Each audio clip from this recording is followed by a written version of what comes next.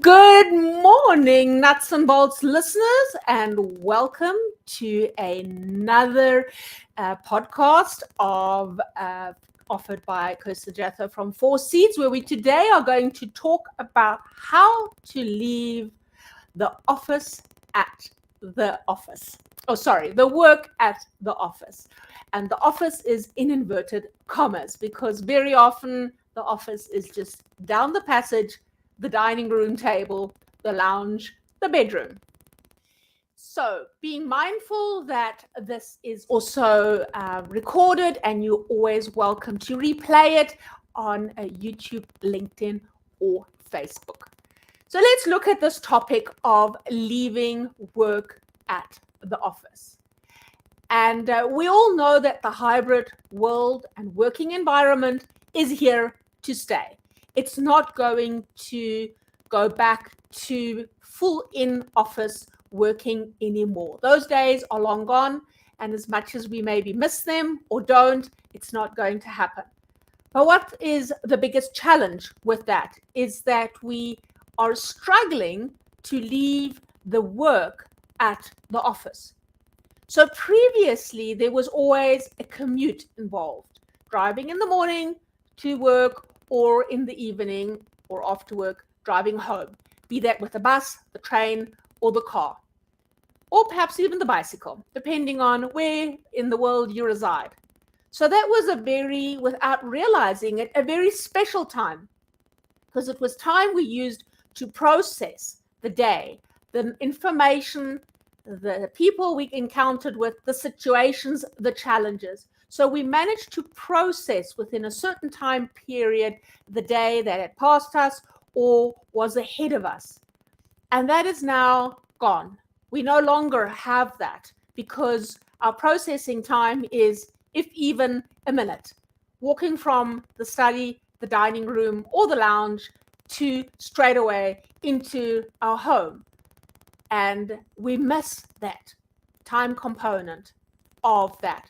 What is the implication of it is that it drops our level of performance and productivity, because it just means we're transitioning from one area of our lives to the other, which is absolutely hindering. So what I want to share with you today are literally 3 strategies of how to leave the work at the office and really learning to become conscious about it. So the first one is to bring in journaling time. And I know it's not something it works for everybody or everybody likes to journal, and it feels sometimes so structured. But it's sometimes just taking a normal book to sit down and jot down your thoughts. It doesn't have to be in an orderly fashion. It doesn't have to be in a nice dot point format. It's just randomly scribbling down words, ideas, using mind maps, whatever is in your mind, in your head, and just to put it down there.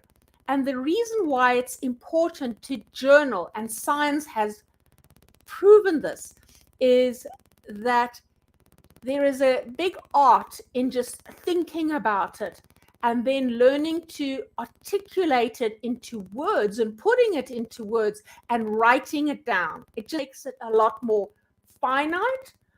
It helps us to go back to it and just look what our thoughts were or ideas, or add on to it, or change things. And it helps us to empty the mind, helps us to just stay out of this continuous loop of holding this thought in our head, because that is energetically very exhausting and very draining. So starting to journal, be that for 5 minutes, be that for 10 minutes in a day. So it doesn't need to be a long process. Again, finding the ideal time for you, doing it in the morning, at the start of the morning, lunchtime, or at the end of the day, and just realizing, how has the day been for me? What am I noticing? Where are my thoughts? What are unanswered questions? What am I pondering with? So really using that. And journaling is often used in the format of a gratitude journal, where we are thankful and express thanks for people, situations, environments, events in the day. But this one is more for you to journal about my thoughts, what am I pondering on, what are unprocessed emotions that I'm having, what are decisions I have to perhaps make. So it's just using that, and it's between you and the journal. So it stays there. So journaling is very helpful. The second one is, and it's not necessarily going into the space of meditation, because I know how difficult it is to learn to meditate and have this monkey mind become silent, because monkey mind likes chat and chats the whole day and entertains us and feeds us continuously with comments. So it's not necessarily going to that level of meditation, of going into that. I mean, if you can build and learn to meditate, well done on you. But it's often just sometimes sitting down for 5 minutes, if even 3 minutes, either in silence and just breathing in and out and becoming very consciously aware of what the environment is around you. So learning to perhaps just sit back, close your eyes, and consciously just having a few deep breaths in and out, and just finding that groundedness inside of you, because that really quietens the mind and just helps it to just not feel so overwhelmed with all this knowledge that it's getting and information that it's getting in a day, because that is just a lot. There's been, again, science has demonstrated to us that the volume of knowledge and information that we are receiving from different streams throughout the day is really increased. So we receive it from social media, news, all the platforms that we engage in, our emails, requests from colleagues. I mean, there's such a big stream that we're getting, our families and all of that. So you've got multiple roads, if you can visualize that, all going to this head, and it needs to sometimes just quieten down. So sitting back and just closing your eyes for 3 minutes, perhaps playing some very gentle, relaxing music in the background to support you helps. And really, I mean, you can make that as long or as little as you want to. But I often just find that 5 minutes of Zen, if I can call it that, really helps me to leave the work behind and just literally center again and focus and become quiet. And that 5 minutes, or these 5 minutes, just increase thereafter the energy, the productivity, and my mental sharpness or focus. So I know sometimes we think, oh, I don't have the time for this, and it's a waste of time to do this, and it's not an ideal time to do it. So I'm sure you can find 5 minutes in the day to do it. Not driving, then it's not ideal. And again, you can do it in the morning or afternoon, but very often I do it between meetings just to help me disconnect or transition mentally from the one meeting to the other. So that is something to do, but also in the evening to just reset myself and go, right, work is finished. It's come to an end now. And the minute I leave this chair, I am leaving work at this desk. And when I walk out of my study door, I'm engaging with family time, self-care time. So it's a conscious way of transitioning between activities. So that's the second way of using it. And the third one is self-reflection time. And I know it's perhaps a big ask. However, I can personally tell you that from the clients that I coach, it's become a big topic on how do I bring in reflection time into my day or into my week. And the challenge with reflection time is twofold.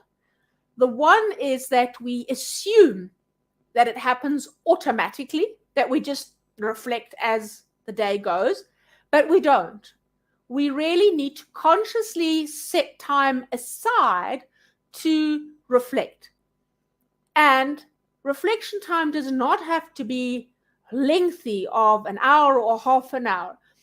Setting focused reflection time aside for as short as 10 or 15 or even 20 minutes a day helps you to become more productive, increases your performance, and also helps you disconnect from your day and leaving the work at the office. Self-reflection time is about pausing, literally pausing, going inward and reflecting over events, situations, decisions that you have to make, and not being reactive, and really tuning in to what does my gut say on this? What is my inner wisdom saying on this?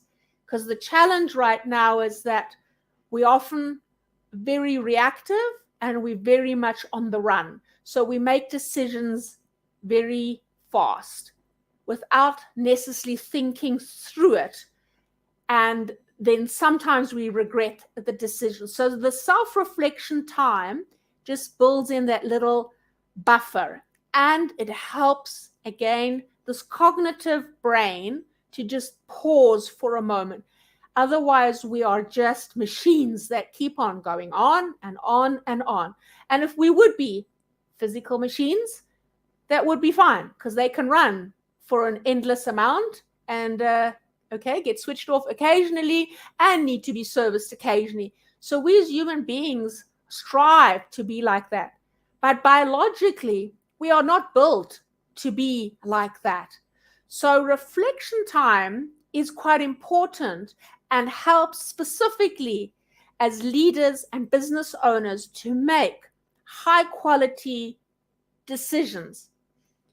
The challenge with reflection time is that most people find it a waste of time. They have this viewpoint that reflection time is a waste of time. I don't have 10 minutes to reflect.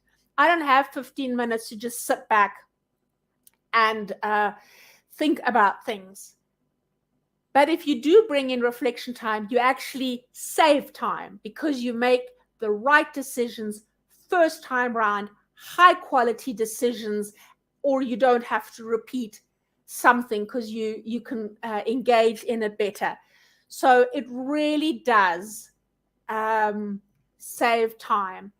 And where do you put it into your day? That's entirely up to you. Some individuals prefer to do it in the morning and reflect of the day ahead and see what's happening, what needs to happen, what happened yesterday. So they use it then. Others use it at the end of the day to reflect over the day's activities, what transpired, where are challenges, and what needs to happen tomorrow, or they use it to plan their week. Reflection time is also important because we, review the day.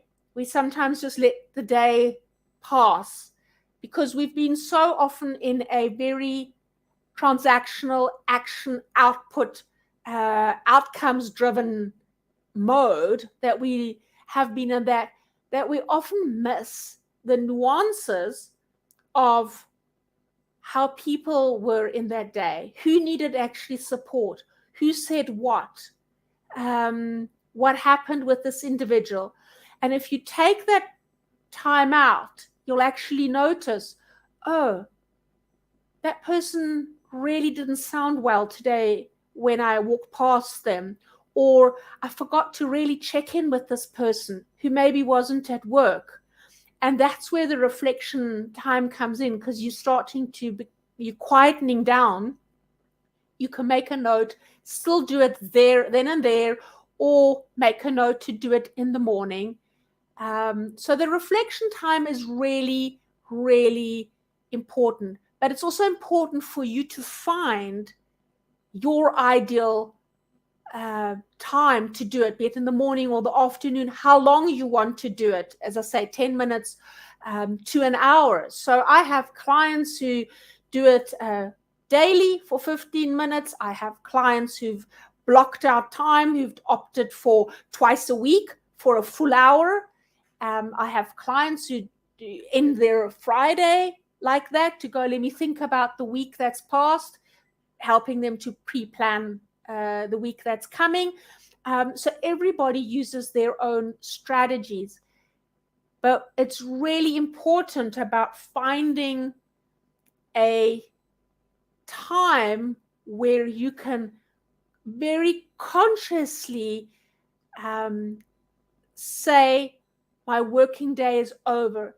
And sometimes it is using the using a physical activity like closing the lid of your laptop and going, that's it. That's today. Work is done, screen's off, plug everything out, and go, okay, let me close that. Let me just take a moment to reflect, go back, and then leave that room. So that's an option. Another option is to just take a few minutes to write down your thoughts of the day, and just ending your day like that, and not being so, okay, work's done, and going there. So it is very important to find structured time and build into your diary. It's also key that you book this time, whatever it is, into your diary, so that you honor it for yourself, even if it's the 15 minutes, so that other people cannot use that time, because this is time for you to honor you and finding the process of disconnecting from the one to the other. Some people use exercises or exercising as a way to disconnect from work. So at the end of work, they'll physically do a power activity and go to the gym or go for a run or go cycling. And that's their way of indicating that this is finished and that's come to an end. Whatever method you use, you truly have to find one that works for you, to say, this has come to an end, and this has come, I'm engaging with that.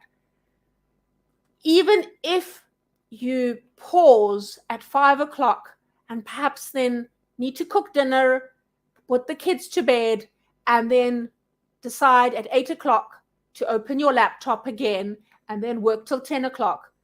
Then 10 o'clock comes that structured process to go, I am now ending the day.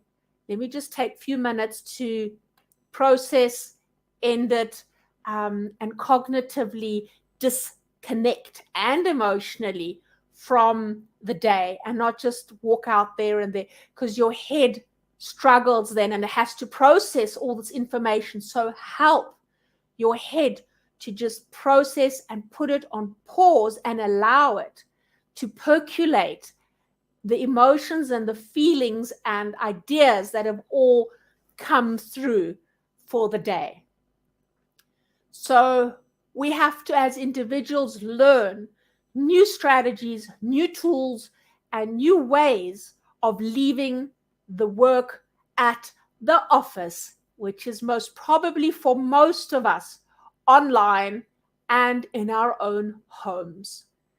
So, dear nuts and bolts listeners, I hope these few strategies and tips have helped you and given you some food for thought on how to leave the work at the office. And I really want to encourage you to start implementing or practicing it. you will really feel the difference in feeling calmer, less reactive, more productive, and more focused. And short time periods make a big difference for us. Have an amazing Friday wherever you are in the world. Thank you for tuning in, and I look forward to seeing you next Friday, where we have a phenomenal guest speaker on a very interesting topic, which we will share with you before Friday. So keep tuned, and thank you very much. Take care.